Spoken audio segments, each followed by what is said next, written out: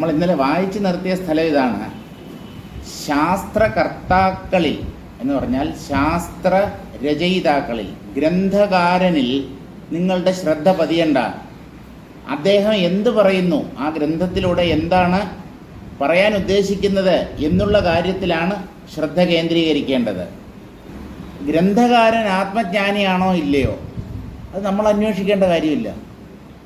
നമ്മളൊരു ഹോട്ടലിൽ ചെന്ന് കഴിഞ്ഞാൽ ആഹാരം വാങ്ങിച്ച് കഴിക്കുന്നു, വിശപ്പകറ്റുക, അതാണ് ഹോട്ടലിൽ കയറുന്നതിൻ്റെ ഉദ്ദേശം.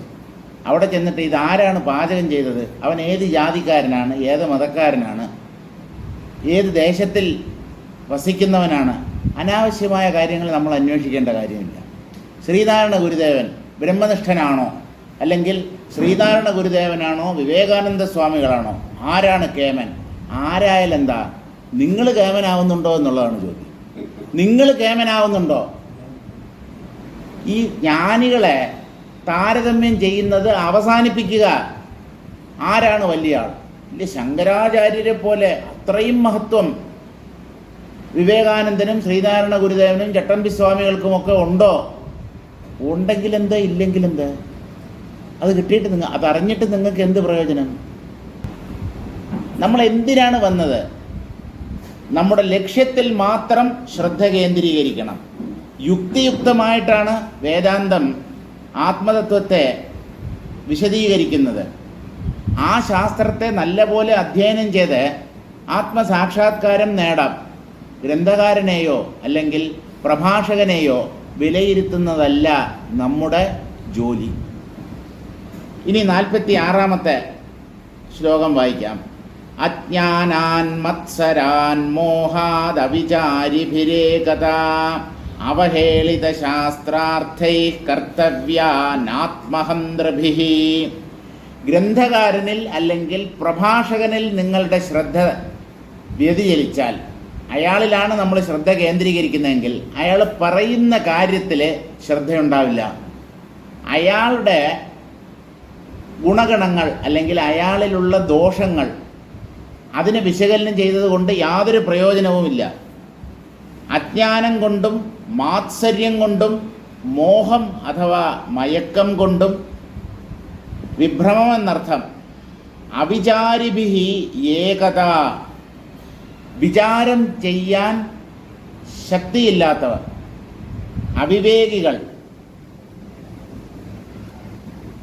മൈത്രീഭാവത്തെ ഉപേക്ഷിക്കുന്നു. സകല ജീവജാലങ്ങളോടും കരുണയുള്ളവരായിരിക്കണം മനുഷ്യർ.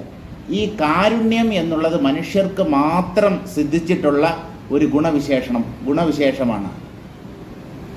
മറ്റ് പക്ഷികൾക്കും മൃഗങ്ങൾക്കും സ്വന്തം കുഞ്ഞുങ്ങളോട് സ്നേഹമുണ്ട്. അത് അറിവിൽ നിന്നോ വിവേകത്തിൽ നിന്നോ ഉണ്ടാവുന്ന സ്നേഹമല്ല, അത് അവരുടെ വാസനയാണ്. മനുഷ്യർക്കും സ്വന്തം കുഞ്ഞുങ്ങളോട് ഇഷ്ടം തോന്നുന്നത് ഒരു തരത്തിൽ വാസനയാണ്. പക്ഷേ സഹജീവികളോട് അല്ലെങ്കിൽ സകല ജീവികളോടും ഒരു വ്യക്തിക്ക് സ്നേഹം അല്ലെങ്കിൽ വാത്സല്യം, കാരുണ്യം തോന്നുക എന്നുള്ളത് അത് മനുഷ്യരിൽ മാത്രം കാണപ്പെടുന്ന ഒരു സവിശേഷതയാണ്. അതുകൊണ്ട് അജ്ഞാനം കൊണ്ടും മത്സരം, മോഹം തുടങ്ങിയവ കൊണ്ടും വിചാരം ചെയ്യാൻ കഴിവില്ലാത്തവർ ഏകതയെ, ഏകത എന്ന് പറഞ്ഞാൽ ഏകത്വം, മൈത്രി, എല്ലാവരും ഒന്നാണ്, ഒരേ ആത്മാവാണ് എല്ലാ ശരീരങ്ങളിലും കുടികൊള്ളുന്നത് എന്നുള്ള ആ ഭാവത്തെ വളർത്തിയെടുക്കണം. അവഹേളിത ശാസ്ത്രാർത്ഥൈഹി കർത്തവ്യാന ആത്മഹന്ത്രഭിഹി. ശാസ്ത്രാർത്ഥങ്ങളെ അവഹേളിക്കുക, നിന്ദിക്കുക, പുച്ഛിക്കുക, തരം താഴ്ത്തുക, കൊഞ്ഞനം കുത്തുക, പരിഹസിക്കുക, ഇതൊരിക്കലും ചെയ്യരുത്. പാപങ്ങളുടെ പട്ടികയിൽ ശാസ്ത്രനിന്ദ എന്നൊരൈറ്റം കൂടെ ഉൾപ്പെടുത്തിയിട്ടുണ്ട്. അത് പലർക്കും അറിയില്ല. ഗുരുനിന്ദ, സജ്ജനനിന്ദ, ശാസ്ത്രനിന്ദ. ഗുരുജനങ്ങളെ നിന്ദിക്കുക, ജ്ഞാനികളെ നിന്ദിക്കുക, സജ്ജനങ്ങളെ പരിഹസിക്കുക, അതുപോലെ ഒന്നാണ് ശാസ്ത്രങ്ങളെ നിന്ദിക്കുക. ശാസ്ത്രങ്ങളെ നിന്ദിക്കുക എന്ന് പറഞ്ഞാൽ ശാസ്ത്രകാരനെ നിന്ദിക്കുക എന്നാണ് അർത്ഥം. അച്ഛൻ്റെ ഫോട്ടോ തറയിലിട്ട് ചവിട്ടുക എന്ന് പറഞ്ഞാൽ അച്ഛനെ ചവിട്ടുന്നതിന് തുല്യമാണ് അല്ലേ? അല്ല, ഫോട്ടോ അല്ലേ? ഫോട്ടോ തന്നെ. പക്ഷെ തറയിലിട്ട് ചവിട്ടാൻ തോന്നുന്നതിൻ്റെ പുറകിലുള്ള ചേതോവികാരം എന്താണ്? അച്ഛനോടുള്ള വെറുപ്പോ അല്ലെങ്കിൽ വിദ്വേഷമോ ഒക്കെയാണ്. അപ്പോൾ ഗ്രന്ഥങ്ങളെ ദുഷിക്കുക, ഗ്രന്ഥങ്ങളെ മോശമായി സംസാരിക്കുക, അവഹേളിക്കുക, ഇതെല്ലാം പാപകർമ്മങ്ങളുടെ പട്ടികയിൽപ്പെടും. ഇത് പലർക്കും അറിയില്ല. ഞാൻ വ്യക്തിയെ അല്ലല്ലോ ദുഷിക്കുന്നത്, ഒരു കൃതിയെ, ഒരു ഗ്രന്ഥത്തെ, അല്ലെങ്കിൽ അധ്യാത്മശാസ്ത്രത്തെ അല്ലേ. അധ്യാത്മശാസ്ത്രം എന്ന് പറയുന്നത് ജ്ഞാനികളുടെ ജീവനാഡിയാണ്. ആ ശാസ്ത്രത്തെ നിന്ദിക്കുന്നത് ഗ്രന്ഥകാരനെ അല്ലെങ്കിൽ ജ്ഞാനികളെ നിന്ദിക്കുന്നതിന് തുല്യമാണ്. അതുകൊണ്ട് ആ പാപം മനുഷ്യർ ചെയ്യരുത്. ഒന്നിനെയും നിന്ദിക്കാനുള്ള അവകാശം ഇവിടെ ആർക്കുമില്ല. എല്ലാരെക്കാളും ഞാൻ താഴെയാണ്. അപകർഷതാബോധം കൊണ്ട് പറയുന്നതല്ല, വിനയം കൊണ്ട് പറയുന്നതാണ്. വിനയം വേറെ, അപകർഷതാബോധം വേറെ. ഇൻഫീരിയോറിറ്റി കോംപ്ലക്സ് എന്ന് പറയുന്നത് വേറെയാണ്. വിനയം, താഴ്മ എന്ന് പറയുന്നത് തികച്ചും വ്യത്യസ്തമായ മറ്റൊരു ഗുണമാണ്. ഈ തുരുമ്പൻ എന്നാണ് ശ്രീനാരായണ ഗുരുദേവൻ പറയുന്നത്. അദ്ദേഹത്തെ സ്വയം വിശേഷിപ്പിക്കുകയാണ് ഈ തുരുമ്പൻ. തുരുമ്പെന്ന് പറഞ്ഞാൽ ഏറ്റവും മോശമായത്, ഒന്നിനും കൊള്ളാത്തത്. തന്നെ തുരുമ്പൻ എന്ന് ശ്രീനാരായണ ഗുരു വിശേഷിപ്പിക്കുന്നത് അദ്ദേഹത്തിൻ്റെ ഉള്ളിലുള്ള താഴ്മ കാരണമായിട്ടാണ്. അല്ലാതെ തന്നെ തരം താഴ്ത്തി തന്നെ മോശമാക്കി സംസാരിക്കുകയല്ല. അപ്പോൾ മൈത്രി അത് ഏകത്വത്തിലൂടെ അല്ലെങ്കിൽ അദ്വൈത അനുഭവത്തിലൂടെ ഉണ്ടാകേണ്ട ഒന്നാണ്. സർവഭൂത സുഹൃത് ശാന്ത, സകല ജീവജാലങ്ങളുടെയും സുഹൃത്താണ് ഒരു ജ്ഞാനി. എന്തുകൊണ്ട്? തൻ്റെ തന്നെ പ്രതിരൂപങ്ങളാണ് ഈ കാണുന്നതെല്ലാം. അങ്ങനെ കാണുന്ന ഒരു വ്യക്തിക്ക് ആരെ നിന്ദിക്കാൻ പറ്റും, ആരെ പുച്ഛിക്കാൻ പറ്റും, ആരെ തരം താഴ്ത്താൻ പറ്റും? ഇതൊന്നും സാധ്യമല്ല.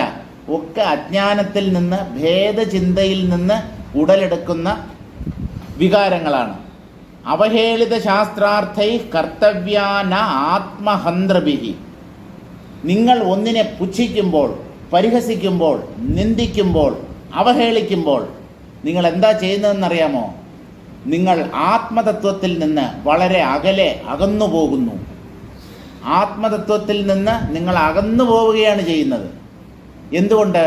താൻ തന്നെയാണ് തന്നാൽ നിന്ദിക്കപ്പെടുന്ന വ്യക്തിയും എന്ന സത്യം തിരിച്ചറിയാതെയാണ് നിന്ദിക്കുകയും പരിഹസിക്കുകയൊക്കെ ചെയ്യുന്നത്. അങ്ങനെയുള്ള വ്യക്തികൾ ആത്മാവിൽ നിന്ന് ബഹുദൂരം അകന്നു പോകുന്നു. അതുകൊണ്ട് ശാസ്ത്രങ്ങളെ അവഹേളിക്കരുത്. ശാസ്ത്രങ്ങളെ അവഹേളിച്ചാൽ എന്താണ് അതിൻ്റെ ഫലം? ശാസ്ത്രത്തെ അവഹേളിക്കുന്നവൻ തൻ്റെ ശവക്കുഴി തോണ്ടുന്നവനാണ്. തൻ്റെ ശവക്കുഴി തോണ്ടുന്നവനാണ് ശാസ്ത്രത്തെ നിന്ദിക്കുന്നവൻ, പുച്ഛിക്കുന്നവൻ. അവനാണ് വാസ്തവത്തിൽ ആത്മഹത്യ ചെയ്യുന്നത്. എന്താണ് ഈ ആത്മഹത്യ? തൂങ്ങിച്ചാവുന്നതും വിഷം കുടിക്കുന്നതും വണ്ടിക്ക് തലവെക്കുന്നതും ഒന്നുമല്ല ആത്മഹത്യ എന്ന് പറയുന്നത്. ആത്മഹത്യ എന്ന് പറഞ്ഞാൽ സ്വന്തം ആത്മാവിനെ ഹനിക്കുക. അല്ല, ഈ ആത്മാവ് ഹനിക്കാൻ പറ്റാത്ത ഒന്നാണല്ലോ. ആത്മാവ് അമരമാണ്, അതിനെ ആര് വിചാരിച്ചാലും കൊല്ലാൻ പറ്റില്ല എന്നൊക്കെയാണല്ലോ പറയപ്പെടുന്നത് എന്ന് ചോദിച്ചാൽ ശരിയാണ്. പക്ഷേ തൻ്റെ സ്വരൂപത്തെ അറിയാതിരിക്കുന്നത്, അതാണ് ശരിയായ ആത്മഹത്യ.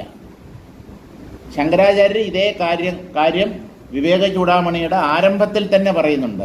സഹ്യാത്മഹാസ്വം വിനിഹന്തി അസദ്ഗ്രഹാൽ. അസത്തിൽ പിടിമുറുക്കുന്നവൻ, മായാകാര്യങ്ങളായ നശ്വര പദാർത്ഥങ്ങളിൽ പിടിമുറുക്കുന്നവൻ, അതിൽ സംഘബദ്ധനാകുന്നവൻ തന്നെയാണ് നശിപ്പിക്കുന്നത്. തന്നെ അറിയാതിരിക്കുക വഴിയാണ് തന്നെ നശിപ്പിക്കുന്നത്. തന്നെ അറിയുന്നതിലൂടെയാണ് തന്നെ ഉദ്ധരിക്കുന്നത്. അപ്പോൾ ഈ അടിസ്ഥാന വസ്തുത വ്യക്തമായി ഗ്രഹിക്കുക. അവഹേളിത ശാസ്ത്രാർത്ഥൈ കർത്തവ്യാന ആത്മഹന്ത്രഭിഹി. ആത്മഹത്യ ചെയ്യുന്നവർ എന്ന് പറഞ്ഞാൽ സ്വന്തം ആത്മാവിനെ ഹനിക്കുന്നവർ ഈ ശാസ്ത്ര നിന്ദ ഒരിക്കലും ചെയ്യാൻ പാടില്ല. അതഹ ഏവ ഏതത് ശാസ്ത്ര അവഹേളനപരൈഹി സഹ മൈത്രീന കാര്യേത്യാഹ.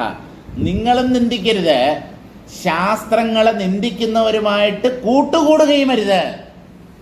അങ്ങനെയുള്ള ആളിനെ കണ്ടാൽ രാജവെമ്പാലയുടെ കുഞ്ഞിനെ കണ്ടതുപോലെ ദൂരെ അകന്നു പോവുക.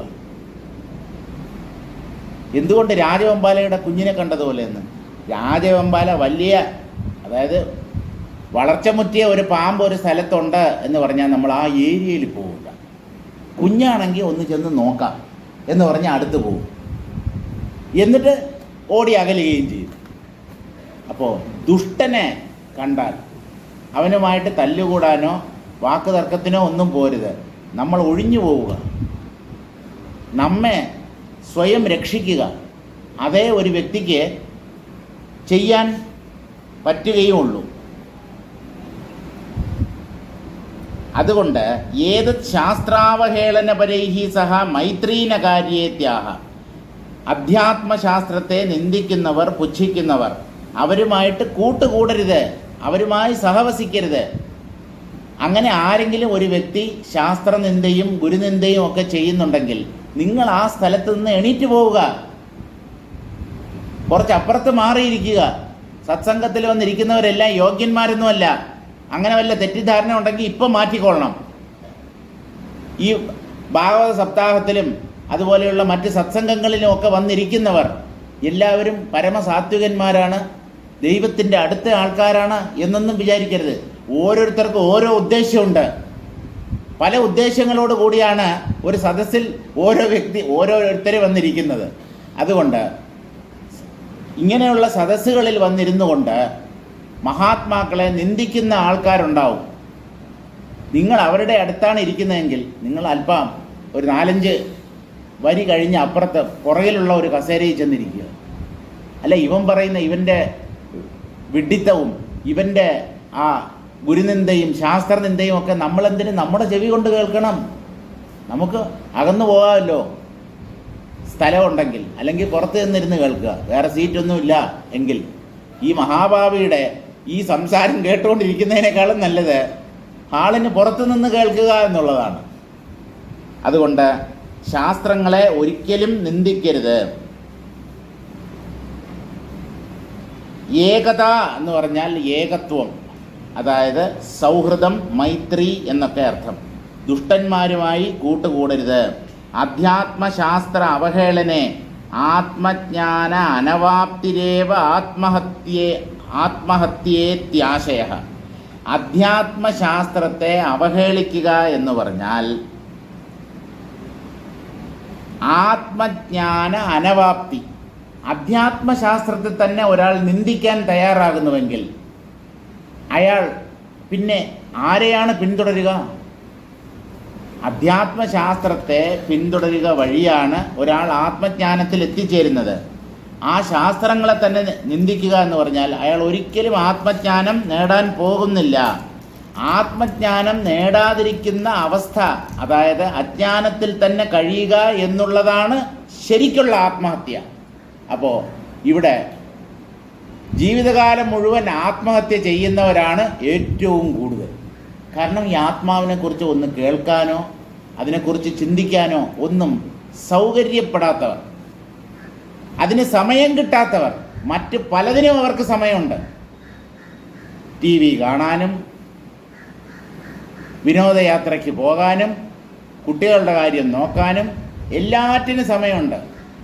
വാട്സപ്പ് നോക്കാനും എല്ലാറ്റിനും, മറ്റെല്ലാറ്റിനും സമയമുള്ളവർ ഈ അധ്യാത്മശാസ്ത്ര ശ്രവണത്തിന് സമയമില്ല എന്ന് പറഞ്ഞാൽ സമയമില്ലാത്തത് കൊണ്ടല്ല, അവർക്ക് ഇത് കേൾക്കുന്നതിൽ അശേഷം താത്പര്യമില്ല എന്ന് മാത്രം നമ്മൾ മനസ്സിലാക്കിയാൽ മതി. സമയം കിട്ടാത്തത് കൊണ്ടൊന്നുമല്ല. മറ്റുള്ള എല്ലാറ്റിനും സമയം കിട്ടുന്നുണ്ടല്ലോ, ഇതിന് മാത്രം എന്തേ സമയം കിട്ടാത്തത്? ഐ ആം നോട്ട് ഇൻട്രസ്റ്റഡ് എന്ന് പറഞ്ഞാൽ പോരെ, എനിക്ക് ഈ കാര്യത്തിൽ താല്പര്യമില്ല. എൻ്റെ വാസന മറ്റ് പലതിലുമാണ്. മറ്റു കാര്യങ്ങൾ കേൾക്കാനും കാണാനും രസിക്കാനും നൃത്തം ചെയ്യാനും തലകുത്തി മറിയാനും ഒക്കെയാണ് എനിക്കിഷ്ടം. അപ്പം ഞാൻ അങ്ങനെയുള്ള കാര്യങ്ങളാണ് ചെയ്യുക. എനിക്ക് ഒരിടത്ത് വന്നിരുന്ന് ഇതൊക്കെ കേൾക്കാൻ എന്നെ കൊണ്ട് പറ്റില്ല, എന്നെ വിട്ടേക്ക് എന്ന് പറയുന്നവരോട് ഓക്കെ, നമ്മൾ ആരെയും ബലപ്രയോഗത്തിലൂടെ ഈ അധ്യാത്മശാസ്ത്ര ശ്രവണത്തിനായി പിടിച്ചിരുത്തേണ്ട കാര്യമില്ല. അപ്പോൾ ആത്മജ്ഞാനം നേടാതിരിക്കുക എന്നുള്ളത് തന്നെയാണ് യഥാർത്ഥത്തിൽ ആത്മഹത്യ. ജാനാമ്യേവ യഥൈവേമാ യദഹം ത്വം യഥാധിയഃ തഥാ ബോധിതകാരുണ്യാത് സ്വഭാവോ ഹി മമേദൃശഃ. ജാനാമ്യേവ, വസിഷ്ഠ മഹർഷി പറയാണ്, ആളുകളുടെ മനഃശാസ്ത്രം എനിക്ക് നല്ലതുപോലെ അറിയാവുന്നതാണ്. ഈ ശ്രോതാക്കളുടെയൊക്കെ മനഃശാസ്ത്രം ഞാൻ നല്ലതുപോലെ മനസ്സിലാക്കിയിട്ടുണ്ട്.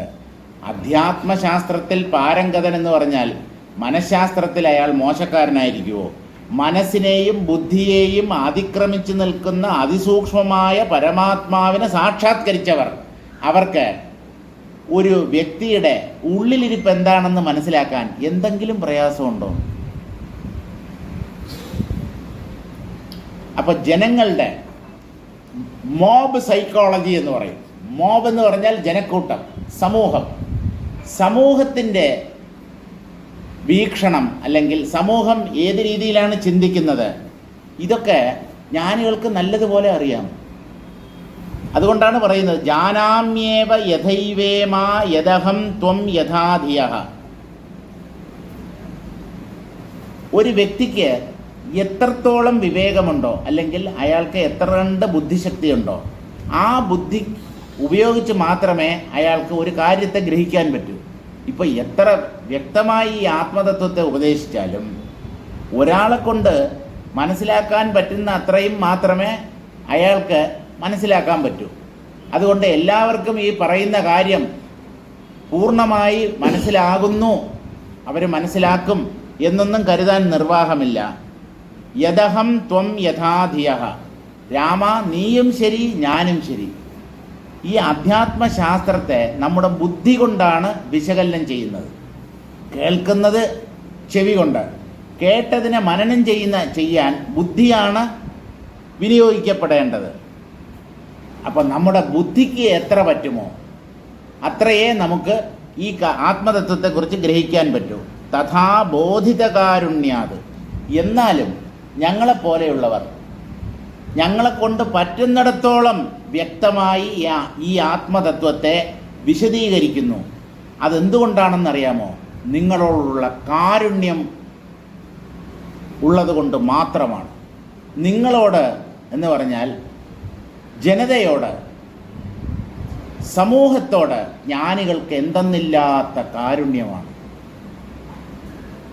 ആ കാരുണ്യ അതിരേകം കൊണ്ടാണ് എന്നെപ്പോലെയുള്ളവർ, ഈ കേൾക്കുന്നവർ ഇതിനെ പൂർണ്ണമായി ഉൾക്കൊള്ളാൻ ശക്തി അവർക്കില്ല എന്ന് മനസ്സിലാക്കിയതിന് ശേഷവും ഈ ആത്മതത്വത്തെ നിരന്തരം പറഞ്ഞു നടക്കുന്നത്.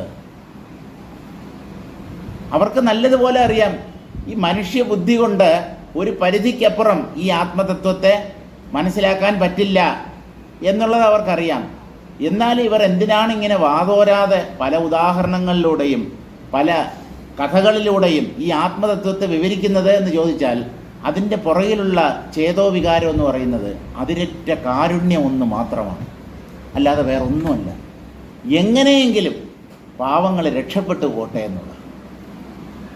അവർക്കതുകൊണ്ടൊന്നും കിട്ടാനില്ല. അവർ സംസാര സാഗരത്തിൻ്റെ മറുകരയിലെത്തിയവരാണ്. അവരെന്തിനാണ് ഈ അജ്ഞാനത്തിൽ കഴിയുന്ന ലൗകികന്മാരെ ഉദ്ധരിക്കാൻ ശ്രമിക്കുന്നത് എന്ന് ചോദിച്ചാൽ കാരുണ്യം കാരുണ്യം കാരുണ്യം മാത്രം, മറ്റൊരു ഉദ്ദേശവുമില്ല. അവരെ അങ്ങനെ ചെയ്യാൻ പ്രേരിപ്പിക്കുന്നത് അതിരറ്റ കാരുണ്യം മാത്രമാണ്. ത്വം തർഹി അസ്മാഭിഹി അന്യൈശ്ച അജ്ഞൈഹി സഹ കഥം മൈത്രീം ഭജസേ. അതായത് അജ്ഞാനികളുമായി ജ്ഞാനികൾ കൂട്ടുകൂടരുത്. ഇതാണ് പൊതുവായ നിയമം. കാരണം അജ്ഞാനികൾ എന്തെങ്കിലുമൊക്കെ തോന്നിയത് വിളിച്ചു പറയും, ജ്ഞാനികളെ നിന്ദിക്കും, പരിഹസിക്കും, പുച്ഛിക്കും.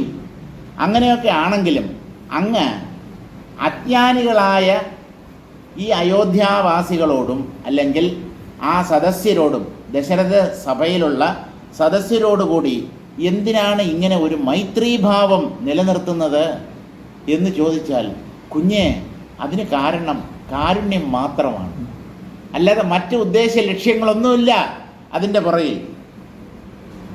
ത്വം തർഹി, അങ്ങ് ഈ അജ്ഞാനികളോട് കൂട്ടുകൂടാൻ പാടില്ല എന്ന് ഉപദേശിക്കുമ്പോഴും അസ്മാഭിഹി അന്യേശ്ച അജ്ഞൈസഹ, ഞങ്ങളോടും ഞങ്ങളെപ്പോലെയുള്ള മറ്റ് അജ്ഞാനികളോടും കഥം മൈത്രിയും ഭജസേ, ഒരു സുഹൃത്ത് ബന്ധം സ്ഥാപിക്കുന്നു. എന്നെ കൊണ്ട് പറ്റില്ലടേ, നീ വേണമെങ്കിൽ വേറെ ആരുടെക്കെങ്കിലും പോയി ഈ ആത്മതത്വം മനസ്സിലാക്കുക എന്ന് പറഞ്ഞ് ഒഴിയാമായിരുന്നു വസിഷ്ഠ മഹർഷിക്ക്. എന്തുകൊണ്ട് ചെയ്തില്ല? കാരുണ്യമാണ്. അപ്പോൾ ഞങ്ങളുമായിട്ട് അങ്ങ് എന്തിനാണ് സുഹൃത്ത് ബന്ധത്തിൽ ഏർപ്പെടുന്നത്, മൈത്രിയോടുകൂടി കഴിയുന്നത്? യഥോ ദയയാ ഉപദേശേ പ്രവൃത്തോസി, കാരണം ഞങ്ങളോടുള്ള കാരുണ്യം കൊണ്ടല്ലാതെ ഞങ്ങൾക്ക് ഈ 18 ദിവസമായി അങ്ങ് ഒരിക്കലും ഉപദേശിക്കില്ല. ഒരു അധ്യാപകൻ 2-3 പ്രാവശ്യം ഒരു കാര്യം പറഞ്ഞു കൊടുക്കും. വിദ്യാർത്ഥി മനസ്സിലാക്കുന്നില്ല എന്ന് പറഞ്ഞാൽ, എടാ മരത്തലയാ, നിന്നെ പഠിപ്പിക്കാൻ ഞാൻ ആളല്ല എന്ന് പറഞ്ഞ് ഇട്ടേച്ചു പോവും. പല അധ്യാപകന്മാരും അങ്ങനെയാണ്. ഇതെന്ന് പറഞ്ഞാൽ കടുത്ത അജ്ഞാനത്തിൽ മുങ്ങിക്കുളിച്ച് നിൽക്കുന്ന അജ്ഞാനികളെ ഉദ്ധരിക്കാനാണ് ഈ ജ്ഞാനികൾ ശ്രമിക്കുന്നത്. അതുകൊണ്ട് അവരുടെ ഉള്ളിൽ അതിരറ്റ കാരുണ്യമുണ്ടായിരിക്കണം. കാരണം അങ്ങ് ദയയോടുകൂടിയാണ് ഈ കഴിഞ്ഞ 17 ദിവസവും ഞങ്ങളെ ഉപദേശിക്കാൻ തയ്യാറായത്. ഉപദേശേ പ്രവൃത്തോസി തത്രാഹ ജാനാമീതി. ഹേ രാമ, അല്ലയോ രാമ, ഇമാഹ ശ്രോതൃശ്രേണയഃ യഥാ യാദൃശാധികാരി വിശേഷണ സമ്പന്നാഹ. ഈ ശ്രോതൃഗണത്തിലുള്ളവർ എന്ന് പറഞ്ഞാൽ കേൾക്കാനായി എത്തിയിരിക്കുന്ന ഈ സദസ്യർ, ഈ സഭാവാസികൾ എല്ലാവരും ഒരേ മാനസികാവസ്ഥയിലില്ല. എല്ലാവരും ഒരുപോലെ വിവേകികളല്ല. വിവേകത്തിൻ്റെ പല തട്ടുകളിൽ സ്ഥിതി ചെയ്യുന്നവരായിരിക്കും. അവരവരുടെ യോഗ്യതയ്ക്കനുസരിച്ച് അവരവർ എത്ര കണ്ട് ഈ സാധന ചതുഷ്ടയ സമ്പത്ത് നേടിയിരിക്കുന്നോ അതിനനുസരിച്ച് മാത്രമേ അവർക്ക് ഞാൻ പറയുന്നതിൻ്റെ പൊരുൾ ഗ്രഹിക്കാൻ പറ്റുകയുള്ളൂ. നമുക്ക് യോഗ്യത, അർഹത എന്ന് പറഞ്ഞിട്ട് ഒന്നുണ്ട്. ആ അർഹതയ്ക്കനുസരിച്ച്, യോഗ്യതയ്ക്കനുസരിച്ച്, നമ്മുടെ ശേഷിക്കനുസരിച്ച് മാത്രമേ എന്തിനേയും നമുക്ക് മനസ്സിലാക്കാൻ പറ്റൂ. ത്വം ച യഥാ യാതൃകധികാര വിശേഷണ സമ്പന്നഃ, നീ വിവേകത്തിൻ്റെ ഒരു തട്ടിൽ സ്ഥിതി ചെയ്യുന്നവനാണ്. നിന്നെപ്പോലെയാണ് ഈ സഭാവാസികളെല്ലാവരും എന്ന് ഞാൻ കരുതുന്നില്ല. എല്ലാവരും അങ്ങനെയല്ല. നീ നല്ല വിവേകിയാണ്. അത്രയും വിവേകം ഈ സഭാവാസികൾക്കുണ്ട് എന്ന് എനിക്ക് അഭിപ്രായമില്ല. ഞാൻ നിന്നെ നിമിത്തമാക്കിയാണ് സംസാരിക്കുന്നത്. മറ്റുള്ളവർ അത് കേൾക്കുന്നു, അവർക്കും പ്രയോജനപ്പെടുന്നെങ്കിൽ പ്രയോജനപ്പെട്ടോട്ടെ. അതാണ് വസിഷ്ഠ മഹർഷിയുടെ ഉദ്ദേശ്യം. ത്വം ച യഥാ യാതൃക അധികാരി വിശേഷണ സമ്പന്നഃ, നിന്റെ യോഗ്യത അർഹതയ്ക്കനുസരിച്ചാണ് നീ ഈ കാര്യങ്ങൾ മനസ്സിലാക്കുക. യഥാച വോ ധിയഃ ശ്രവണധാരണാഭ്യാസ പട്വ്യഃ, നിന്നെയും അതുപോലെ നിന്നെ പോലെയുള്ള മറ്റാരെങ്കിലും ഈ സദസ്സിലുണ്ടെങ്കിൽ അവരുടെ ബുദ്ധി ഞാൻ പറയുന്ന ഈ ആത്മതത്വത്തെ ഒപ്പുകടലാസ് മഷി ഒപ്പിയെടുക്കുന്നത് പോലെ അതുപോലെ അങ്ങ് ഒപ്പിയെടുക്കും. ഇപ്പം അത്രയ്ക്കും ബുദ്ധിശക്തി ഇല്ലാത്തവർ, അല്ലെങ്കിൽ അത്ര കണ്ട് വാസനാക്ഷയം സംഭവിക്കാത്തവർ, അവർക്ക് പറ്റുന്ന രീതിയിൽ ഈ ശാസ്ത്രത്തെ ഉൾക്കൊള്ളും. അത്രയേ ചെയ്യാൻ പറ്റൂ. എല്ലാവരെയും ഒരേപോലെ ഒരേ സമയത്ത് ഉദ്ധരിക്കാൻ സാധ്യമല്ല. അഹം ച യത് യാദൃശം ഭവദാദ്യുപദേശായ പിതുരാജ്ഞാപനം പ്രാപ്തഃ തത്സർവം ജാനാമ്യേവ. രാമ, നിന്റെ ബുദ്ധിമുട്ട്, നിന്റെ വിഷാദം മാറ്റാൻ വേണ്ടി നിന്റെ അച്ഛനായ ദശരഥൻ എന്നോട് അപേക്ഷിച്ചു. മോൻ്റെ വിഷമമൊന്ന് തീർത്തു കൊടുക്കണം. ഒരു തീർത്ഥയാത്ര കഴിഞ്ഞ്, ഒരു ഭാരത പര്യടനം കഴിഞ്ഞ് മടങ്ങിയെത്തിയ ശ്രീരാമൻ വിഷാദമൂകനായി, ഒന്നിലും താല്പര്യമില്ലാതെ, വേണ്ട സമയത്ത് കുളിക്കുന്നില്ല, സന്ധ്യാവന്തനാദി കർമ്മങ്ങൾ ചെയ്യുന്നില്ല, ഭക്ഷണം കഴിക്കുന്നില്ല, കളിക്കുന്നില്ല, മറ്റുള്ളവരോട് വേണ്ട പോലെ സംസാരിക്കുന്നില്ല. ഇങ്ങനെ ഒരു പ്രത്യേക മാനസികാവസ്ഥയിൽ എത്തിച്ചേർന്ന രാമനെ അങ്ങയുടെ ഉപദേശം കൊണ്ട് അങ്ങ് ഉദ്ബുദ്ധനാക്കണം, എൻ്റെ പഴയ രാമനെ എനിക്ക് തിരിച്ചു തരണം എന്നാണ് ദശരഥ മഹാരാജാവ് വസിഷ്ഠ മഹർഷി, കുലഗുരുവാണ്, സൂര്യവംശത്തിൻ്റെ തന്നെ, രഘുവംശത്തിൻ്റെ തന്നെ കുലഗുരുവാണ്. ആ കുലഗുരുവിനോട് ദശരഥൻ അപേക്ഷിച്ചത്. അതനുസരിച്ചാണ് ഞാൻ സംസാരിക്കാൻ തുടങ്ങിയത്. നിന്നെ ലക്ഷ്യമാക്കിയാണ് നിന്റെ വിഷാദം, നിന്റെ ശോകം മാറ്റുക എന്നുള്ളതാണ്. കുരുക്ഷേത്ര ഭൂമിയിൽ ഗീത ഉപദേശിച്ച കൃഷ്ണൻ അർജുനനെ മാത്രമാണ് ലക്ഷ്യം വെച്ചത്. പക്ഷേ ആ ഭഗവത്ഗീത രണ്ട് സൈന്യത്തിലുമുള്ള എല്ലാവരും ശ്രവിച്ചു കൊണ്ടിരുന്നു. അതിൽ എത്ര പേർ രക്ഷപ്പെട്ടു? അർജുനൻ പോലും രക്ഷപ്പെട്ടില്ല എന്നാണ് ഭാഗവതം പറയുന്നത്. ഗീത മുഴുവൻ കേട്ട അർജുനൻ പോലും പൂർണ്ണ ജ്ഞാനം നേടിയില്ല. എന്തുകൊണ്ട്? അവസാനം അർജുനൻ പറയുന്ന വാക്കുകൾ നോക്കൂ. നഷ്ടോ മോഹ സ്മൃതിർ ലബ്ധ ത്വത്പ്രസാദാൻ മയാച്യുത. അല്ലയോ അച്യുത, അങ്ങയുടെ കാരുണ്യം കൊണ്ട്, അങ്ങയുടെ ദയവ് കൊണ്ട് എൻ്റെ മനസ്സിനെ ബാധിച്ചിരുന്ന മോഹം, ഒരു വിഭ്രമം, അത് മാറിക്കിട്ടി. സ്മരണ എനിക്ക് തിരിച്ചു കിട്ടി. എന്താണ് സ്മരണ എന്ന് ചോദിച്ചാൽ, ക്ഷത്രിയൻ എന്ന രീതിയിൽ എൻ്റെ കർത്തവ്യം എന്താണ് എന്ന കാര്യത്തെക്കുറിച്ച് എനിക്കിപ്പോൾ ഒരു വ്യക്തതയുണ്ടായിരിക്കുന്നു. ക്ഷത്രിയൻ്റെ ധർമ്മമാണ് യുദ്ധം ചെയ്യുക എന്നുള്ളത്. അതുകൊണ്ട് ഞാൻ യുദ്ധം ചെയ്യാം എന്നാണ് പറഞ്ഞത്. അല്ലാതെ പ്രഭോ, അങ്ങയുടെ ഗീതോപദേശം കേട്ടിട്ട് ഞാൻ ജ്ഞാനിയായി തീർന്നു എന്നല്ല. പക്ഷേ ഭാഗവതം പിന്നീട് പറയുന്നുണ്ട്, അർജുനന് കൃഷ്ണൻ ഉപദേശിച്ച ഗീതയുടെ അർത്ഥം പ്രകാശിച്ചു എന്ന് പറയുന്നുണ്ട്. അത് കുരുക്ഷേത്ര ഭൂമിയിൽ വെച്ച് സംഭവിച്ചില്ല. അതെപ്പോഴാണ് സംഭവിച്ചത്? ഗീതാർത്ഥത്തിൻ്റെ ആ പ്രകാശം അർജുനൻ്റെ ഉള്ളിൽ എപ്പോഴാണ് പ്രത്യക്ഷപ്പെട്ടത് എന്ന് ചോദിച്ചാൽ, ദ്വാരകയെ കടലെടുത്തു.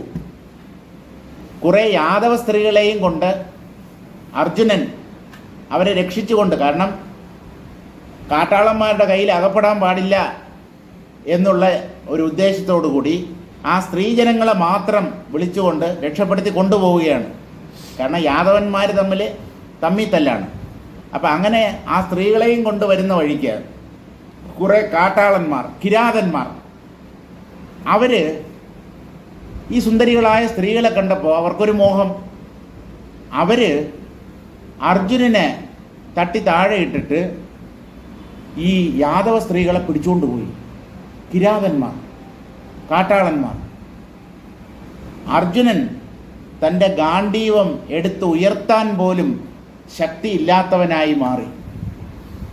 ഗാണ്ഡീവം എടുത്ത് പൊക്കാൻ പറ്റുന്നില്ല. അതെന്തുകൊണ്ട്? ഈ ഗാണ്ഡീവം എന്ന ധനുസ് ഉപയോഗിച്ച് എത്ര യുദ്ധം ജയിച്ചവനാണ് ഈ അർജുനൻ. ഇപ്പോൾ യാദവ സ്ത്രീകളെ എന്ന് പറഞ്ഞാൽ തനിക്ക് ഗീത ഉപദേശിച്ച കൃഷ്ണൻ്റെ വംശത്തിൽ ജനിച്ച ആ സ്ത്രീകളെ കാട്ടാളന്മാർ പിടിച്ചുകൊണ്ട് പോയപ്പോൾ വെറും നോക്കുകുത്തിയായി മാത്രം നിൽക്കാനേ അർജുനന് കഴിഞ്ഞുള്ളൂ. അപ്പോഴാണ് ഗീതയുടെ അർത്ഥം അർജുനന് മനസ്സിലായത് എന്നാണ് ഭാഗവതകാരൻ പറയുന്നത്. എന്താണ് ഗീതയുടെ അർത്ഥം? അർജുന, എല്ലാം ഞാനാണ്. എൻ്റെ ശക്തിയാണ് ഈ പ്രപഞ്ചത്തിൽ മുഴുവൻ വ്യാപിച്ചിരിക്കുന്നത്. ഇവിടെ വ്യക്തികളുടെ, മൃഗങ്ങളുടെ, പക്ഷികളുടെ, ജലജീവികളുടെ ശക്തി എന്നൊന്നും ഒന്നുമില്ല. എല്ലാ ശക്തികളുടെയും ഉറവിടം ഞാനാണ്. ഞാനാണ് എല്ലാ ശരീരത്തിലും ആത്മാവായി കുടികൊള്ളുന്നത്. അർജുന, ഞാൻ മാത്രമേ ഇവിടെ ഉള്ളൂ. മത്തഃ പരതരം നാന്യത് കിഞ്ചിദസ്തി ധനഞ്ജയ മയി സർവമിതം പ്രോതം സൂത്രേ മണിഗണായിവ. ഒരു ചരടിൽ കോർക്കപ്പെട്ടിട്ടുള്ള മുത്തുമണികളോ അല്ലെങ്കിൽ രത്നങ്ങളോ എന്ന പോലെ ഞാനാകുന്ന ബോധത്തിൽ സകല പ്രപഞ്ച ദൃശ്യങ്ങളും കോർക്കപ്പെട്ടിരിക്കുന്നു എന്നാണ് പറഞ്ഞത്. അപ്പം അങ്ങനെയുള്ള ആ ഗീതാ താത്പര്യം, ആ ഗീതയുടെ ഹൃദയം എന്ന് പറയുന്നത്, അദ്ദേഹത്തിൻ്റെ ഉപദേശത്തിൻ്റെ സാരം ഈ യാദവ സ്ത്രീകളെ കാട്ടാളന്മാർ പിടിച്ചുകൊണ്ട് പോയപ്പോൾ തനിക്ക് ഒന്നും ചെയ്യാൻ പറ്റാതെ നോക്കി നിൽക്കേണ്ടി വന്നപ്പോൾ മാത്രമാണ് അർജുനന് മനസ്സിലായത്. അപ്പോൾ കുരുക്ഷേത്ര ഭൂമിയിൽ ഗീത കേട്ട അർജുനൻ ജ്ഞാനിയായി മാറിയിട്ട് യുദ്ധം ചെയ്തു എന്നൊരിക്കലും വിചാരിക്കരുത്. മനസ്സിനെ ബാധിച്ചിരുന്ന ഒരു വിഭ്രമം, അതായത് എന്താണ് ചെയ്യേണ്ടത്, ഈ സന്ദർഭത്തിൽ എന്താണ് ചെയ്യേണ്ടതെന്നറിയാതെ ഒരു കുഴപ്പത്തിലകപ്പെട്ടിരിക്കുകയായിരുന്നു. അതിനെയാണ് നമ്മൾ ഇതി കർത്തവ്യതാ മൂഢത എന്ന് പറയുന്നത്. ഇത്ര നീളമുണ്ട് ആ വാക്കിന്. ഇതി കർത്തവ്യതാ മൂഢൻ, ഇതി കർത്തവ്യതാ മൂഢത എന്ന് പറഞ്ഞാൽ ഇന്നതാണ് എൻ്റെ കർത്തവ്യം, ഞാൻ ഇന്നത് ഇപ്പോൾ ചെയ്യണം എന്നറിയാൻ പറ്റാതെ ഇരിക്കുന്ന അവസ്ഥ. അതായത് എന്ത് ചെയ്യണമെന്നറിയാതെ വടിവിഴുങ്ങിയതുപോലെ. ചില കുട്ടികളോട് അധ്യാപകൻ ചോദ്യം ചോദിച്ചു കഴിഞ്ഞാൽ എണീറ്റ് നിൽക്കും. എണീറ്റ് നിന്നിട്ട് ഇങ്ങനെ നോക്കിക്കൊണ്ടിരിക്കും. എടാ ഉത്തരം പറയടാ, അറിഞ്ഞാലല്ലേ പറയൂ. ഒന്നും മിണ്ടാതെ ഇങ്ങനെ സാറിൻ്റെ മുഖത്തിലേക്ക് തുറിച്ചു നോക്കിക്കൊണ്ടിരിക്കും. അപ്പൊ അർജുനന് ഒന്നും ചെയ്യാൻ പറ്റാത്ത ആ ഇതികർത്തവ്യത മൂഢത ബാധിച്ചു. യുദ്ധം ചെയ്യണമെന്ന് ആഗ്രഹമുണ്ട്, പക്ഷെ ഗാണ്ഡീവം എടുത്ത് ഉയർത്താൻ പോലും ആ സമയത്ത് അർജുനന് കഴിഞ്ഞില്ല എന്നാണ് വേദവ്യാസൻ ഭാഗവതത്തിൽ വിവരിക്കുന്നത്. അപ്പോൾ മാത്രമാണ് അർജുനന് ഭഗവത്ഗീതയുടെ താത്പര്യം മനസ്സിലായത്. അതുപോലെ ഒരുപക്ഷെ ഇപ്പോൾ ഈ അധ്യാത്മശാസ്ത്രത്തിൻ്റെ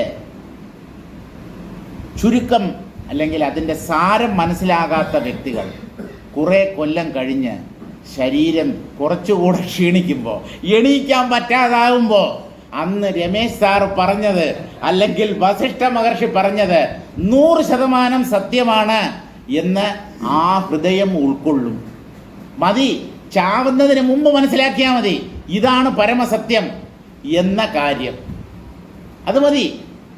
പ്രാണൻ വെടിയുന്നതിന് മുമ്പ് ഇത് മനസ്സിലാക്കണം, അത്രയേ ഉള്ളൂ. എത്രയും നേരത്തെ മനസ്സിലാക്കിയാൽ അത്രയും നല്ലത്. ഹേ രാമ, ഇമാഹ ശ്രോതൃശ്രേണയഃ യഥാ യാദൃശാധികാരി വിശേഷണ സമ്പന്നഃ ത്വം ച യഥാ യാദൃക് അധികാരി വിശേഷണ സമ്പന്നഃ യഥാ ച വോ ധിയഃ ശ്രവണധാരണാഭ്യാസ പട്വ്യഃ അഹം ച യത് യാദൃശം ഭവതാദ്യുപദേശായ പിതുരാജ്ഞാപനം പ്രാപ്തസ്തത്സർവം ജാനാമ്യേവ. എന്നോട് പറഞ്ഞതുകൊണ്ട് നിന്റെ പിതാവായ ദശരഥൻ എന്നോട് ആവശ്യപ്പെട്ടതനുസരിച്ചാണ് ഞാൻ ഈ ആത്മതത്വം ഉപദേശിക്കാൻ തുടങ്ങിയത്. അല്ലാതെ ഞാൻ വലിഞ്ഞു കയറി വന്നവനല്ല. എനിക്ക് മറ്റ് പണിയൊന്നും ഇല്ലാത്തത് കൊണ്ടല്ല ഞാൻ വന്ന് ഇവിടെ ഇരിക്കുന്നത്. എൻ്റെയും കാര്യം അത് തന്നെ. അല്ല, സാറിന് വേറെ ജോലിയൊന്നുമില്ല, VRS എടുത്തിട്ട് വീട്ടിൽ ചൊറിയും കുത്തി ഇരിപ്പാണ്. അപ്പോൾ ഒരു ശനിയും ഞായറും ഒരു 1.5 മണിക്കൂർ ഇങ്ങനെ എന്തെങ്കിലുമൊക്കെ പറഞ്ഞ് അങ്ങനെ ജീവിച്ചാൽ അപ്പോൾ അതൊരു നേരം പോക്ക്, ടൈം പാസ്. അങ്ങനെ ഒരിക്കലും വിചാരിക്കരുത്. എനിക്ക് ഇഷ്ടംപോലെ ജോലിയുണ്ട്. അപ്പോൾ സാറിന് കർത്തവ്യബോധം ഇനിയും നഷ്ടമായിട്ടില്ല. ഇനി എന്തൊക്കെയോ ചെയ്യണം എന്നുള്ള ഒരു വിചാരം അവശേഷിക്കുന്നു. അതില്ല. ഒന്നും ചെയ്ത് തീർത്തേ പറ്റൂ എന്ന നിർബന്ധം എനിക്കില്ല. നിങ്ങൾ വിശ്വസിച്ചാലും ശരി, ഇല്ലെങ്കിൽ ശരി, എന്തെങ്കിലും ഒന്ന് പൂർത്തിയാക്കണം, ഇത് ചെയ്തേ പറ്റൂ എന്ന നിർബന്ധം അശേഷം ഉള്ളിലില്ല. പക്ഷേ ഞാൻ എപ്പോഴും എന്തെങ്കിലും ചെയ്തുകൊണ്ടിരിക്കുന്നു. ഈ ടെക്നിക്ക് ഞാൻ പഠിച്ചത് കൃഷ്ണനിൽ നിന്നാണ്. കൃഷ്ണന് പണിയില്ലാഞ്ഞിട്ടാണോ അർജുനൻ്റെ സാരഥിയായി ആ തേരോടിക്കാൻ തയ്യാറായത്? നമേ പാർത്ഥാസ്തി കർത്തവ്യം ത്രിഷു ലോകേഷു കിഞ്ചന നാനവാപ്തം അവാപ്തവ്യം വർത്തയേവ ച കർമ്മണി. കർമ്മം ഒരു ജ്ഞാനിയെ സംബന്ധിച്ച് തമാശയാണ്. നമ്മളൊക്കെ കർമ്മത്തിന് അമിത പ്രാധാന്യം നൽകി ജീവിക്കുന്നവരാണ്. ഞാൻ അത് ചെയ്തു, ഇത് ചെയ്തു, എനിക്ക് അത് ചെയ്യണം, ഇത് ചെയ്യണം, ഇങ്ങനെ വളരെ ഗൗരവത്തോടു കൂടി കർമ്മങ്ങളെ സമീപിക്കുന്ന സ്വഭാവക്കാരാണ് മിക്കവാറും ആളുകൾ. കൃഷ്ണൻ പറയുന്നത് എനിക്ക് ചെയ്തു തീർക്കേണ്ടതായിട്ട് ത്രിഭുവനങ്ങളിലും ഒന്നുമില്ല, ഞാൻ ചെയ്തേ പറ്റൂ, ഞാനിത് ചെയ്തേ അടങ്ങൂ. അങ്ങനെ ഒരിക്കലും ഒരു സമയത്തും അങ്ങനെ ഒരു വിചാരം എൻ്റെ ഉള്ളിലുണ്ടായിട്ടില്ല. കാരണം എന്തെന്നോ, ഞാൻ നേടാത്തതായി ഒന്നുമില്ല. നമ്മുടെ പക്കൽ ഇല്ലാത്തത് നമ്മൾ നേടാൻ ആഗ്രഹിക്കുന്നത്, അത് നേടാൻ വേണ്ടിയാണ് മനുഷ്യർ കർമ്മം ചെയ്യുന്നത്. എപ്പോഴും അങ്ങനെയാണ്. പണത്തിന് വേണ്ടി കർമ്മം ചെയ്യാം, സുഖത്തിന് വേണ്ടി കർമ്മം ചെയ്യാം, ജ്ഞാനത്തിന് വേണ്ടി ശ്രവണം ചെയ്യാം, സ്വസ്ഥതയ്ക്ക് വേണ്ടി അധ്യാത്മശാസ്ത്രം പഠിക്കാം. ഏത് കർമ്മത്തിൻ്റെയും പുറകിൽ എന്തെങ്കിലും ഒരു ഉദ്ദേശ്യം തീർച്ചയായും ഉണ്ടാവും. ഒരു ഉദ്ദേശ്യവുമില്ലാതെ മന്ദബുദ്ധി പോലും ഒരു കർമ്മവും ചെയ്യില്ല. അങ്ങനെയുള്ളപ്പോൾ ബുദ്ധിമാന്മാർ ഉദ്ദേശ ലക്ഷ്യങ്ങളൊന്നുമില്ലാതെ എന്തെങ്കിലും കർമ്മം ചെയ്യുമോ? ഇപ്പോൾ എനിക്ക് ലഭിക്കാത്തതായിട്ടൊന്നുമില്ല. കാരണം ഈ കാണുന്നതിൻ്റെ എല്ലാം സ്വാമി ഞാനാണ്, ഉടമസ്ഥൻ. അനന്തകോടി ബ്രഹ്മാണ്ടങ്ങളുടെ നാഥൻ ഞാനാണ്. ഇതെല്ലാം എൻ്റെതാണ് അർജുന. ഈ പ്രപഞ്ചത്തിൽ നിന്ന് ഒരു പൊട്ടോ പൊടിയോ പോലും എനിക്ക് ആവശ്യമില്ല. പിന്നെ എന്തിനാണ് അങ്ങ് അവതരിച്ചത്? കൃഷ്ണരൂപം ധരിച്ച് ഭൂമിയിലെത്തിയല്ലോ. പാണ്ഡവന്മാരുടെ ആഗ്രഹത്തിന് വഴങ്ങി കൗരവന്മാരോട് ദൂതിന് പോയല്ലോ. ഒരു പകുതി രാജ്യം കൊടുത്തൂടെ? പറ്റില്ല എന്ന് പറഞ്ഞു. ആര്? ദുര്യോധനൻ. ആ ഒരുത്തനാണ് ഈ സർവ കുഴപ്പമുണ്ടാക്കിയത്. ആ പിടിവാശിക്കാരൻ. പകുതി രാജ്യം, നിങ്ങൾ രണ്ടുപേരും ജ്യേഷ്ഠാനുജന്മാരുടെ മക്കളാണല്ലോ, കൗരവന്മാരും പാണ്ഡവന്മാരും. ഒരു പകുതി രാജ്യം, അത് അവർക്ക് ന്യായമായി അവകാശപ്പെട്ടതല്ലേ, കൊടുത്തൂടെ? നോ, അവർക്ക് കൊടുക്കില്ല. പോട്ടെ, ഒരു 5 ഗ്രാമം, പഞ്ചപാണ്ഡവന്മാരാണല്ലോ, ഓരോരുത്തർക്ക് ഓരോ ഗ്രാമം, 5 ഗ്രാമങ്ങളെങ്കിലും കൊടുത്തൂടെ? പറ്റില്ല. പോട്ടെ, ഈ 5 പേർക്കും കൂടി, പഞ്ചപാണ്ഡവന്മാർക്കും കൂടി 1 ഗ്രാമം കൊടുത്തൂടെ? സാധ്യമല്ല. പോട്ടെ, 5 വീട് അവർക്ക് കൊടുത്തൂടെ? പറ്റില്ല. പോട്ടെ, 5 പേർക്കും ഒരുമിച്ച് താമസിക്കാൻ 1 വീട് കൊടുത്തൂടെ? അതും പറ്റില്ല. സൂചി കുത്താനുള്ള സ്ഥലം ഞാൻ പാണ്ഡവർക്ക് കൊടുക്കില്ല. ഇതായിരുന്നു ദുര്യോധനന്റെ പിടിവാദം. അപ്പോൾ ഇതാണ് നിന്റെ നിലപാടല്ലേ? അപ്പോൾ ഒരു കാര്യം ചെയ്യാം, ഞങ്ങൾക്ക് അവകാശപ്പെട്ടത് ഞങ്ങൾ വാങ്ങിച്ചോളാം. പറഞ്ഞില്ല. ശരി, അപ്പം നമുക്ക് കുരുക്ഷേത്രത്തിൽ വെച്ച് കാണാം. കാരണം ഇനി യുദ്ധമല്ലാതെ മറ്റൊരു പോം വഴിയില്ല. അങ്ങനെ അവിടുന്ന് തിരിച്ചു വരികയാണ് ചെയ്തത് കൃഷ്ണൻ. അപ്പോൾ ദശരഥൻ്റെ ആവശ്യപ്രകാരമാണ് ഞാൻ ഈ ആത്മതത്വം ഉപദേശിച്ച് നിന്റെ വിഷാദം മാറ്റാൻ ശ്രമിക്കുന്നത്. അപ്പോൾ കൃഷ്ണൻ്റെ കാര്യം പറഞ്ഞല്ലോ, ഈ കാണുന്നതെല്ലാം എൻ്റേതാണ്. ഈ പ്രപഞ്ചത്തിൽ നിന്ന് എനിക്ക് നേടേണ്ടതായിട്ട് ഒന്നുമില്ല. എന്നാലും ഞാൻ കർമ്മരംഗത്ത് വർത്തിക്കുന്നു അർജുന. എന്തുകൊണ്ടെന്നോ, ഞങ്ങളെപ്പോലെയുള്ളവർക്ക്, തത്വദർശികൾക്ക് ഈ ജീവിതം ഒരു തമാശയാണ്. നമ്മളാണ് ഇവിടെ മസിൽ പിടിച്ചിരിക്കുന്നത്. ജനനം, മരണം, ലാഭം, നഷ്ടം, ജയം, പരാജയം, ഇതിനെയൊക്കെ സത്യം എന്ന് കരുതി ഭ്രമിക്കുന്നവർ അജ്ഞാനികളാണ്. ജ്ഞാനികൾക്ക് ഇത് വെറും ഒരു നാടകം, തമാശ. ഇവിടെ എന്ത് സംഭവിച്ചാലും അവരെ സംബന്ധിച്ചിടത്തോളം ഒന്നും സംഭവിക്കുന്നില്ല. ഇതൊക്കെ മായയുടെ വെറും വിളയാട്ടം. ആത്മാവിന് യാതൊരു കുഴപ്പവും സംഭവിക്കുന്നില്ല. അത് ജനിക്കുന്നില്ല, വളരുന്നില്ല, ജീർണിക്കുന്നില്ല, മരിക്കുന്നില്ല. അത് ആനന്ദഘനമായ തത്വമാണ്. അതാണ് വാസ്തവത്തിൽ ഞാൻ. ഈ ലോകത്ത് കാണപ്പെടുന്ന സകല ജീവികളും അതിൻ്റെ പ്രകടനങ്ങളാണ് എന്ന വ്യക്തമായ തത്വബോധത്തോടു കൂടി കഴിയുന്നവന് ഈ ജീവിതം ഒന്നാം തരം ഒരു നേരം പോക്ക്, അല്ലെങ്കിൽ തമാശ. നമ്മൾ അമിതമായി ഗൗരവത്തിലെടുക്കുന്നു കാര്യങ്ങൾ. അതിനാണ് നമ്മൾ മലയാളത്തിൽ പറയുന്നത് മസിൽ പിടിക്കുന്നു എന്ന് പറയുന്നത്.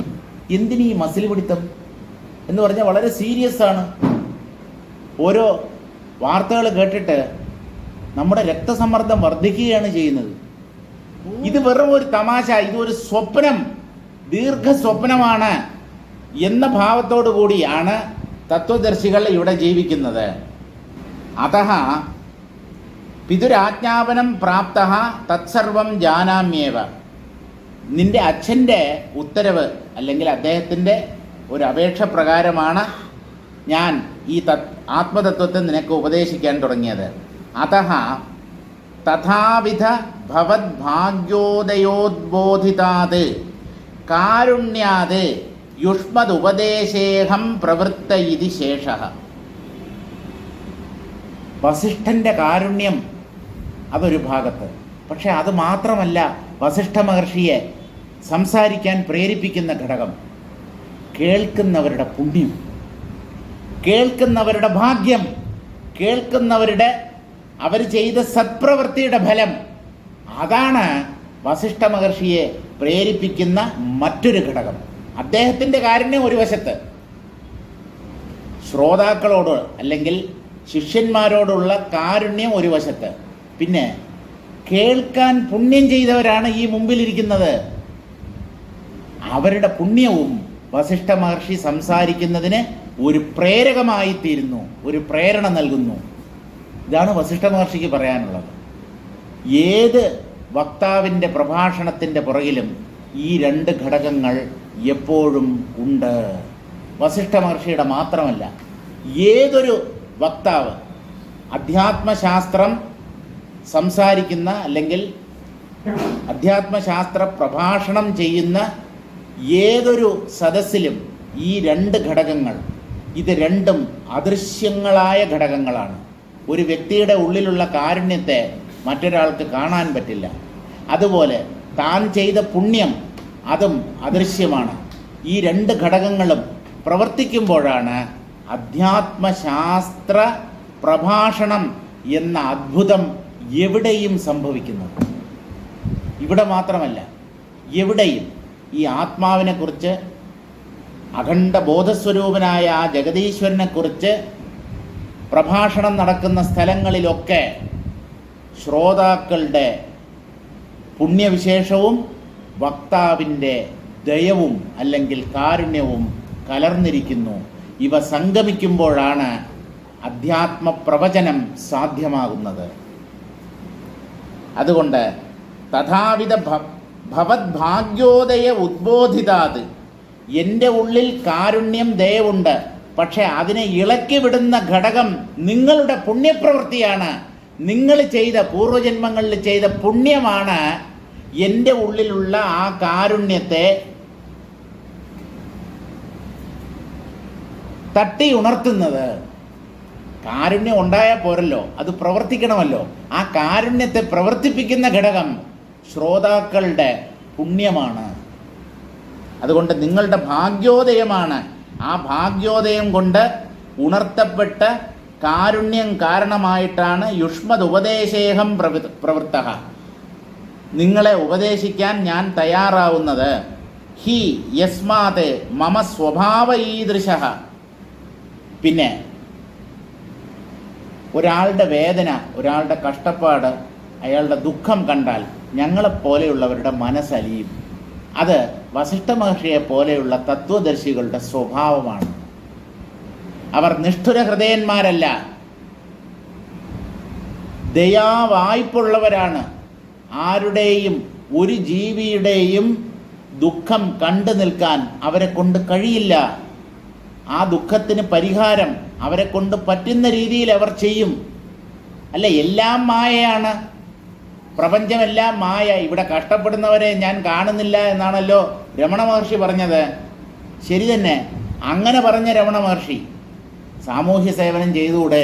ഇവിടെ ഒറ്റയ്ക്ക് ഈ മലയടിവാരത്തിൽ തിരുവണ്ണാമലയിൽ അരുണാചലത്തിൻ്റെ ചുവട്ടിൽ ഇങ്ങനെ ഒരു സ്ഥലത്ത് ഒതുങ്ങി കഴിയുന്നത് എന്തുകൊണ്ട്? ജനമധ്യത്തിൽ ഇറങ്ങി ചെന്നൂടെ അങ്ങേക്ക്? ഈ സത്യം പ്രചരിപ്പിച്ചുകൂടെ? കുറഞ്ഞപക്ഷം കുറേ സാമൂഹ്യ സേവനമെങ്കിലും ചെയ്തുകൂടെ എന്ന് ഒരു കൂട്ടം ആളുകൾ അദ്ദേഹത്തെ സമീപിച്ച് ചോദിച്ചു. അപ്പോൾ അദ്ദേഹം നൽകിയ മറുപടിയാണ്, ഞാൻ നോക്കിയിട്ട് ഇവിടെ ആത്മതത്വം മാത്രമേ ഉള്ളൂ, ഇവിടെ കഷ്ടപ്പെടുന്നവരാരുമില്ല. എനിക്കിന്നും കൂടെ തോന്നണമല്ലോ ആളുകൾ കഷ്ടപ്പെടുന്നു എന്ന്. എന്നാലല്ലേ ഞാൻ സാമൂഹ്യ സേവനത്തിന് ഇറങ്ങേണ്ട കാര്യമുള്ളൂ? അല്ല, ഞങ്ങൾ കാണുന്നുണ്ടല്ലോ, നിങ്ങൾ കാണുന്നുണ്ടോ? ഒരുപാട് പേര് കഷ്ടപ്പെടുന്നുണ്ടല്ലേ, നിങ്ങൾ പോയി സാമൂഹ്യ സേവനം ചെയ്യും. ഞങ്ങളെപ്പോലെയുള്ളവരുടെ വീക്ഷണത്തിൽ ആത്മാവല്ലാതെ ഒന്നുമില്ല, എല്ലാവരും ആനന്ദ സ്വരൂപികളാണ്. കടുത്ത വേദനയിൽ പുളയുന്ന ഒരു പുഴു പോലും ആത്മജ്ഞാനിയുടെ ദൃഷ്ടിയിൽ ആനന്ദസാന്ദ്രമായ ബോധമാണ് എന്ന് വെച്ച് ആ പുഴു അവിടെ കിടന്ന് പിടയ്ക്കട്ടെ എന്ന് പറഞ്ഞ് അദ്ദേഹം പോയില്ല. അതിൻ്റെ പിടച്ചിൽ മാറ്റാൻ അദ്ദേഹത്തിനെ കൊണ്ട് എന്ത് കഴിയുമോ അത് അദ്ദേഹം ചെയ്യും. അതെന്തിനാണെന്ന് ചോദിച്ചാൽ ഇതൊരു നാടകമാണ്. ഒരു നാടകത്തിൽ അഭിനയിക്കാൻ അരങ്ങിൽ വന്നു കഴിഞ്ഞാൽ അവനവൻ്റെ റോള് ഭംഗിയായി അഭിനയിക്കണം. അതാണ് ഒരു നടൻ്റെ കർത്തവ്യം. അല്ലാതെ സ്റ്റേജിൽ കയറി വന്നിട്ട് ഞാൻ അഭിനയിക്കത്തില്ല എന്ന് പറഞ്ഞിട്ട് സോറി ഞാനിന്ന് അഭിനയിക്കാൻ ഉദ്ദേശിക്കുന്നില്ല എന്ന് പറഞ്ഞ് ഇറങ്ങി പോവുകയല്ല ഒരു നടൻ ചെയ്യേണ്ടത്. അതുകൊണ്ട് യസ്മാൻ മമ സ്വഭാവ ഈദൃശ, എൻ്റെ സ്വഭാവം തന്നെ മറ്റുള്ളവരോട് കാരുണ്യം കാണിക്കുക എന്നുള്ളതാണ്. സദാ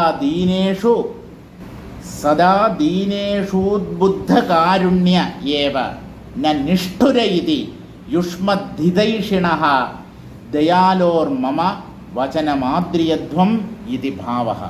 ഞാൻ ഒരു ക്രൂരനല്ല, നിഷ്ഠുര ഹൃദയനുമല്ല. എൻ്റെ ഹൃദയം എന്ന് പറയുന്നത് കൊടുങ്കാടല്ല, അത് പൂവ് പോലെ മൃദുലമാണ്, മഞ്ഞുപോലെ പെട്ടെന്ന് ഉരുകുന്നതാണ് ജ്ഞാനികളുടെ ഹൃദയം.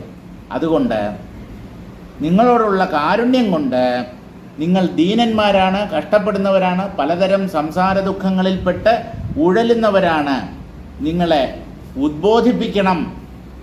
അത് ഞങ്ങളുടെ ഉള്ളിലുള്ള കാരുണ്യത്തിൻ്റെ ഒരു പ്രകടനമാണ്. കാരണം ഞങ്ങൾ നിഷ്ഠുരന്മാരല്ല. അതുകൊണ്ട് നിങ്ങളുടെ ഹിതം മാത്രം ലക്ഷ്യമാക്കി ദയാലുവായ ഈ വസിഷ്ഠൻ സംസാരം തുടരുന്നു. അതുകൊണ്ട് നിങ്ങളെന്ത് വേണം? മമ വചനമാദ്രിയത്വം, എൻ്റെ വാക്കുകളെ ശ്രദ്ധയോടുകൂടി കേൾക്കണം.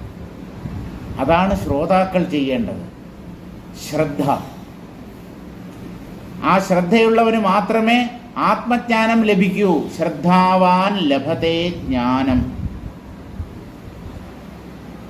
ഈ ആത്മതത്വത്തിൽ ശ്രദ്ധയുള്ളവരായിരിക്കണം.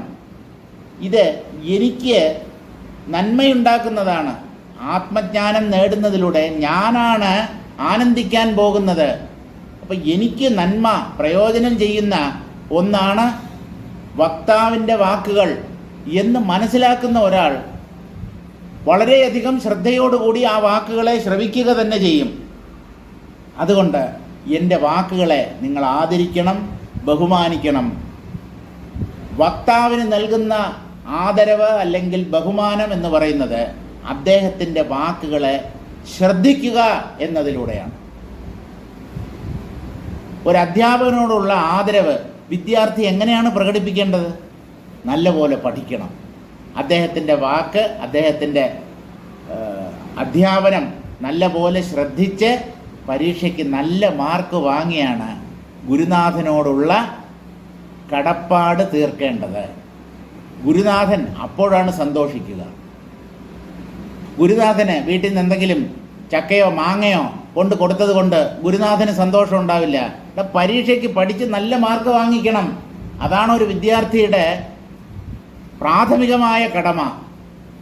അതുപോലെ വക്താവിൻ്റെ വാക്കുകളെ അദ്ദേഹം എന്തെന്നില്ലാത്ത ദയോടുകൂടി വളരെയേറെ ബുദ്ധിമുട്ടുകൾ സഹിച്ച് തൊണ്ടവെള്ളം വറ്റിച്ചാണ് ഈ സത്യത്തെ പറഞ്ഞു തരുന്നത്. അപ്പോൾ അദ്ദേഹത്തോടുള്ള ആദരവ് അദ്ദേഹത്തിൻ്റെ വാക്കുകളെ ശ്രദ്ധിക്കുന്നതിലൂടെയാണ് ഒരു ശ്രോതാവ് പ്രകടിപ്പിക്കേണ്ടത്.